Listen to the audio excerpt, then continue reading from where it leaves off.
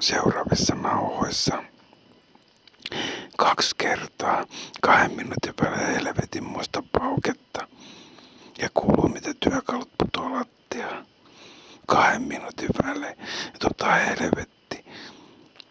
helvettiä, poraamista, naula pyssyllä ampumista.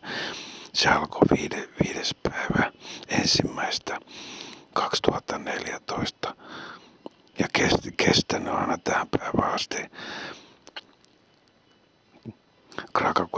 Mä tiedän mitä Krakowen 4.16. 12 ja muualla Krakowella pyörävä organisaatio köyhäypytty rikolliselta ja kyttäkyltä pinnut Sirparinen Niikon Mika.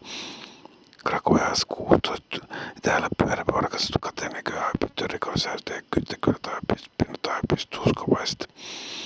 Mun ei tarvi muuta kuin olin mä himassa tai sulin oven ja aina joka paikassa on kyttäkyyliä.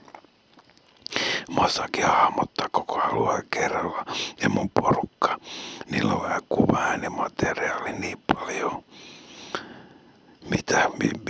Mistä kaikki johtuu, koska te pelkäätte totuutta saatanan rotat. Yritte mun niskolle tekasta syytteitä, mutta sitä pois. Ei kuule onnistu. Voi nyt ruvetaan käymään oikeutta. Ja oikeudessa tulee tieto lähteä suot kaikki ne dokumentteine, äänikuvanahoineen julki, jota on todella paljon, mistä ei jää mikään epäselväksi. Niikon Mika V.A.V. Sirparinen, Mika tekninen isännöitsijä, Krakowella täällä pyörivä organisaatio, rikollisen RAS 16, 12, 13 ja muualla minkälaista rikollistoimistaa V.A.V. suvaitsee vähän voidellut poliiseja, huomaa kyllä. Faktaa ruvetaan lyömään pöytään, niin oikeudessahan tuo nähdään. Siitä ei perännytä. Nyt on oikea aika. Totuuden puhista ei pidetä, näin se on.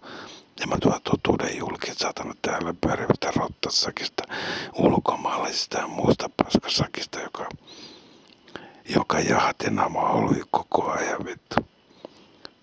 Mut mulla onkin aina 3 siirtoa ja mä näen koko kentän jatkuvasti ja mun tietolähteet ja lähdesuojat, niillä on nauhani ja dokumentteja niin paljon vittu, että te ette pääse oikeudessa pakoon. Mua ei vittukaan kiinnosta pennut satana lasten koti ja aikuiset linnaan pitkäksi aikaa. Todistemateriaalia riittää niin paljon dokumentteja, mitä naapattu sun muuta materiaalia, että kusessa ootte. Mä en perännyt.